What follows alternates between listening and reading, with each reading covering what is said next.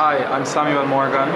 I'm an Internet Society ambassador from Jamaica. I'm actually finishing up my legal education in Jamaica so I can be a lawyer, and I used to be a software engineer. Well, I got involved in the IGF through an organization that I'm a part of called the ICT4D, which is the Information and Communication Technology for Development Group in Jamaica. Previous to the IGF, I was an ITU Youth Fellow in Hong Kong 2006, and I was also an alumni in 2009 in Geneva, and I was also a Youth Fellow at the ITU World Telecom Policy Forum. So it's, you know, there are some overlapping areas between what the ITU does and what IGF does, of course. And so when I found out about this ambassadorship, I was very excited about internet governance and the overlapping areas. So I applied, and that's how I'm here. It's my first IGF. And what are the big IG issues that Jamaica has to deal with? Well, we have a lot of issues, and it's similar to a lot of the issues that you would have anywhere else in the world. But particularly for us, I believe that cybercrime is one of the emerging issues, and cybersecurity. We've recently passed our Cybercrimes Act 2010 to address some of the issues of corruption of data, illegally stealing or appropriating computer data, which previously, it would be difficult to enforce without such regulation. But we also have scamming and so on, which are, through electronic means. So those are some big issues for us. Also, copyright infringement on the web, because Jamaica is a producer of a lot of traditional and cultural media. So it's one of the things that we're very concerned about, the protection of our cultural and heritage online. And what are the big issues that are being raised at IGF that have a direct impact on Jamaica? And do you think that anything will come out of the discussions that are being held here? So to answer the second part first, I hope that a lot of things will come out of the discussions here. I'm aware that the IGF is non-binding. I'm aware that it's not something that formally passes on recommendation to the United Nations or to the ITU or to the diplomats. But I'm hoping that the principles and the essence of the discussions here, for example, most people believe that copyright laws are a little bit archaic and they don't necessarily fit with new media and digital media. So I'm hoping that a lot of these discussions will mature into something of a global understanding, not necessarily a global treaty or anything of the sort, but a global understanding, and which will see itself being ratified or replicated in the local jurisdictions. But the first part of your question about what issues here were particularly of relevance to our local issues.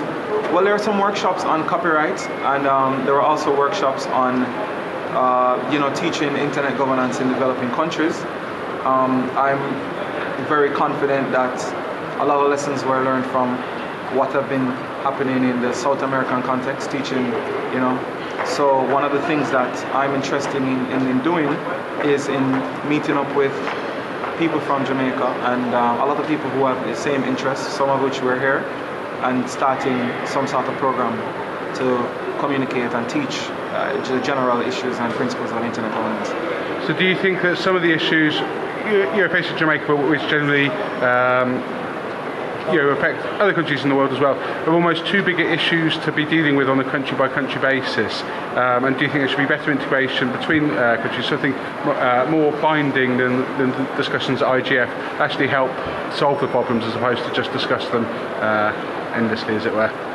Absolutely, Tim. First of all,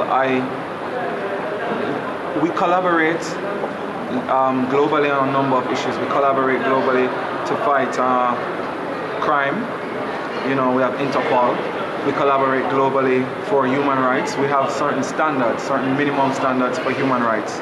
And so if we agree that no country should be able to derogate from people's rights to, the right to privacy, the right to life, the right to freedom from cruel and inhumane treatment, then we should accept that in a digital age when people are living their lives online, then there should be some sort of minimum standard of protection of rights globally.